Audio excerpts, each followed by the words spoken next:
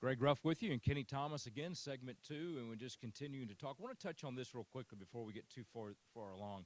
The Old Timers Association here in Nashville, the Baseball Old Timers Association, they do a great job honoring baseball. They're putting you in the Hall of Fame, and that's going back from you playing high school here, playing at Trevecca, coaching at Vol State, and just everything you've done in the world of baseball here. And that has to make you feel really good. Man, it really does, Greg. I mean, I was totally shocked on the Saturday after Thanksgiving when one of them, Farrell Owens, called me and said that you have been unanimously chosen to go into our Hall of Fame. And, you know, being a part of the Nashville Amateur Baseball Hall of Fame is very special.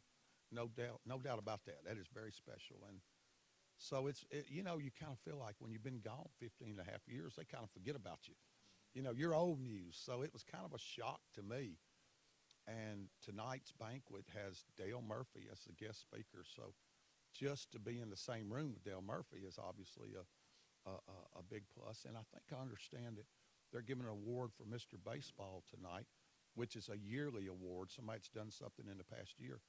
And I think he's from Trevecca too, if I'm not mistaken. So Trevecca's being well represented there tonight, and it is a great honor. I mean, one that I never expected, one that I was very shocked about, and you know, it was worth missing practice today to be here tonight.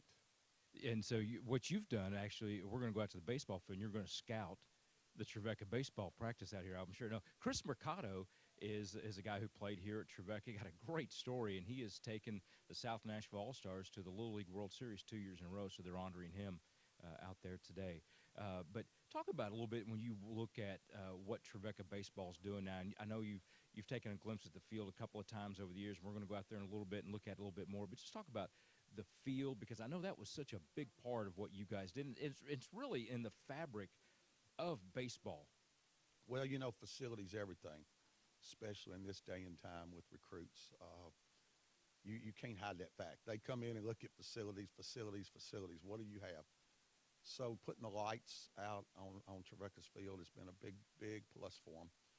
I look at it 2 or 3 times a month. I go on their website, see how they're doing, and always love to go and look at the pictures of the field and remember how it was when I was here back in 1978, and how much we worked out there on the field every day to try to maintain it. And you know, Coach Green was the guy that kind of got this started and got the field started and the program started. And so it's come a long way. And I know that you all are very proud of it. And Mark Elliott just hit me up there in the office. He said, we got to get USC Aiken to come here one year and play on this field. And what I love to do that. It's just very, very difficult in scheduling. And you know, we get 32 home games a year, and but I would love to do that. That would be really special to come here and play.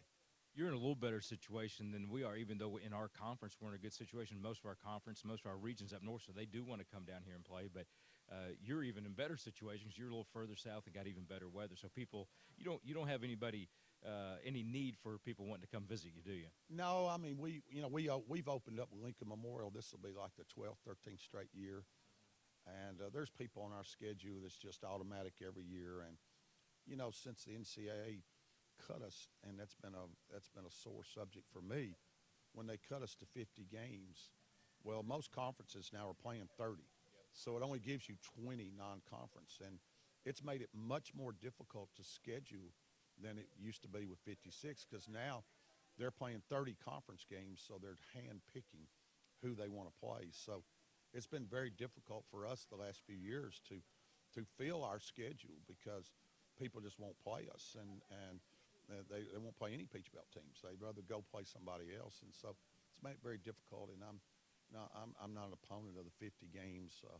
I think what's happened there is they've just caused the players to have to practice 6 more days. I mean, it's not like they're getting 6 days off. They are practicing on those days, and these young men, they spend their whole year conditioning, working out, and some guys that don't get to play very much, that just took 54 innings away from them. And so, you know, but it is tough. But we don't have any trouble usually getting teams to come down there and play. He's Kenny Thomas, and he's said a couple of times he's proud of Trevecca. Well, we're proud of him, and a lot of people with the athletic program in the school, and especially the baseball program. Very proud of what he's done with his life and his career. Kenny Thomas, Hall of Famer and All-American, getting honored this week with the Old Timers here in Nashville.